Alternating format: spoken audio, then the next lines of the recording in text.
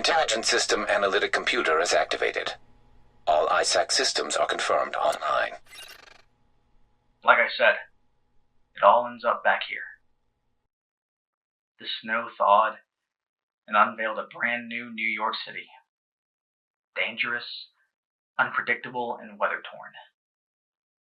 A hurricane had destroyed 2 bridges.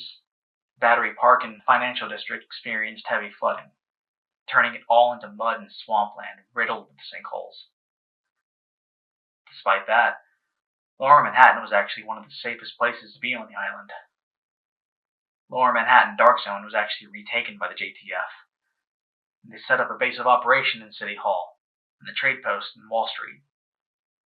Some JTF and other survivors formed a settlement called Haven, started calling themselves the Peacekeepers. Everything seemed like it was settling into a new normal. That is, until Keener came knocking.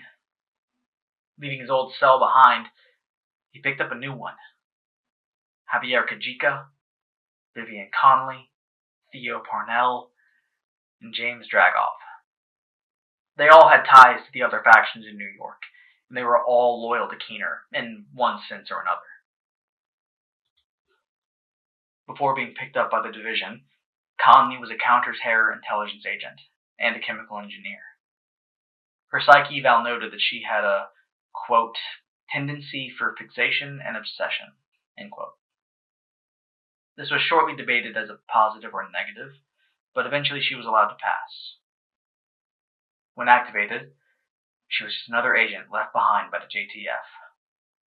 But when the walls rose around the Dark Zone, she was trapped.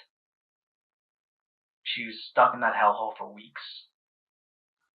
She did whatever she could to survive, eventually going rogue in the process after she discovered her whole family had died to green poison.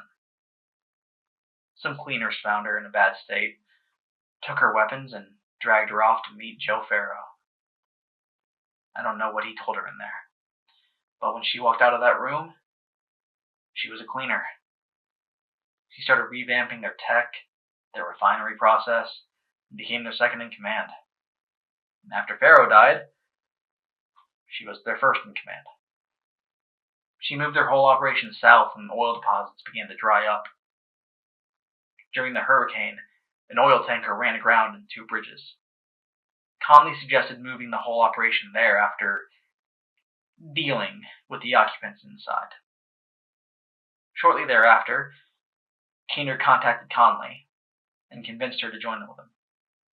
He manipulated her, using her hatred of green poison and ideals of saving the city.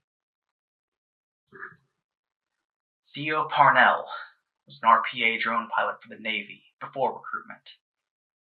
There's no signs of his psych eval on the database, but with what we know of the kid, it's probably his doing. See, he was incredibly brilliant. He was tech-savvy, and he was a conspiracy theorist. His father was a congressman who attempted to impeach Waller on some financial violations, and subsequently suffered a heart attack. Parnell was convinced it was part of some government conspiracy, and Keener took advantage of that. He offered him access to more information in exchange for Theo's technical expertise. And poring over the database, no doubt with some manipulation by Keener, Parnell became convinced that the division was corrupt to its core, being led by some shadow group of profiteers. He tried to alert other agents to that. I don't know how well that went. James Dragoff. Born into the Russian crime family, despite his upbringing, he had a strong sense of justice and pushed him to join the NYPD. While serving as a beat cop, he discovered that the PD was corrupt, started making moves to clean up the department. This led to him being picked up by the division. After activation, he started questioning the mission after seeing a large number of agents assigned to protect Tribeca, a wealthy section of New York City. Despite this, he still continued to serve until he was tasked with escorting Warden O'Brien from Rikers Island.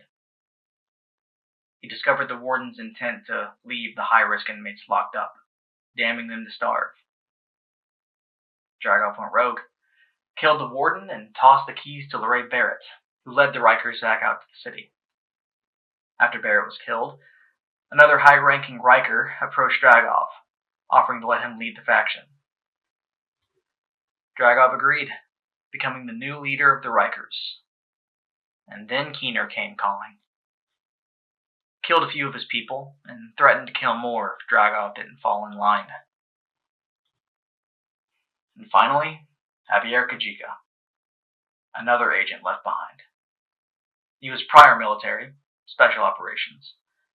His psyche eval was inconclusive, recording that his mental state couldn't be ascertained, but he was passed anyways, due to his prior service record. During operations in the Dark Zone, he was abandoned by the JTF, who denied his calls for support.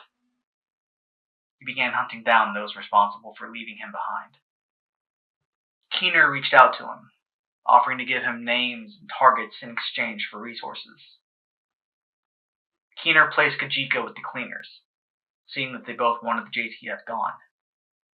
Kajika for revenge, and Cleaners, who were still working on burning away the infection, and they could do so much more effectively without the JTF in the way. Keener and his 4 lieutenants attacked City Hall. They distracted the JTF with Rikers on the outside, while they snuck in from the tunnels underneath and let off a chemical bomb containing Keener's new Eclipse virus. This killed all the JTF and division agents inside, just as a strike force from DC, being led by Agent Alani Kelso, arrived in New York. She fought off the Rikers from the outside, while the rest of the team moved into City Hall from below. They discovered footage that proved Keener and his rogues were responsible for the attack. They secured City Hall, but the base was already destroyed and contaminated by Eclipse. The base of operations at the post office was seemingly abandoned, and a civilian settlement in Hell's Kitchen became overrun by Rikers a few weeks prior. With nowhere to go, Agent and Acting Commander Fei Lau directed the strike team to Haven, being led by Paul Rhodes. Paul Rhodes was an engineer who worked with the JTF in Midtown, along with Agent Lau. He saw how powerful the division was, how dangerous the agents were, and how corrupt it had become with the growing number of rogues. Rhodes left the settlement in Midtown and moved to Haven. Eventually, he became the leader of the settlement with his technical expertise, but he wouldn't allow any agents inside. Following the attack on City Hall, he was convinced to allow them to stay, but only until they brought Keener to justice. Agents Fei Lau and Alani Kelso stayed at Haven and provided strategical support, while the strike team hunted down the rogue agents through Lower Manhattan, and made some disconcerting discoveries along the way. The Cleaners were moving underneath the city, with the help of a large tunnel boring machine being led by Kajika. They were going to use it to destroy Haven from below, but it was shut down by the strike team, and Kajika was killed. Hunting down Parnell through an abandoned prison, they discovered that Parnell had hacked the Shade database, changing his face in the recognition software to a deceased JTF member, leading the division to believe he was dead until he revealed himself moments after, remarking that Isaac was incredibly easy to fool. He'd also created his own Shade tech, using Echo software to display holograms of himself. In something of poetic symmetry, Parnell requested an extraction from Keener. He was denied. Vivian Conley was attacked while leading Cleaners from their base on the oil tanker. After realizing she was losing the fight, she killed herself with explosives strapped to her body. And finally, Dragov. The strike team moved through the financial district and discovered the black market operation, explaining how he had acquired Keener's supplies to mass-produce Eclipse. Just like the rest, Dragov was killed, and his smartwatch was reacquired by division personnel. Using the information gathered from all the rogue agents, they found Aaron Keener had been operating on Liberty Island. When they moved for the ferry to take them, they found Black Tusk had been tracking down Keener as well. They were sent to kill him, though Kelso remarked she didn't know why. Keener hacked into their comms using Anna, the rogue agent's version of Isaac, and taunted the incoming division agents while they tore through Black Tusk hardware and personnel.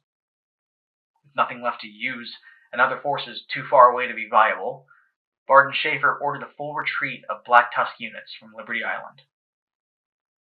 The strike team arrived to find a missile outfitted with an Eclipse payload, already in its launch sequence.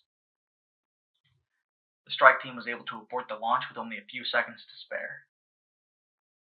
Frustrated, Keener made his last stand on the island, attacking the team, refusing to be brought in peacefully. He was wounded in the fight and attempted to flee, but his wounds seemed too severe. With his last seconds, he activated his rogue network and told the agents that they had no idea what was coming. On the docks of Liberty Island, Anna picked up radio chatter of Barton Schaefer talking to rogue agent and prior acting commander Fei Lao.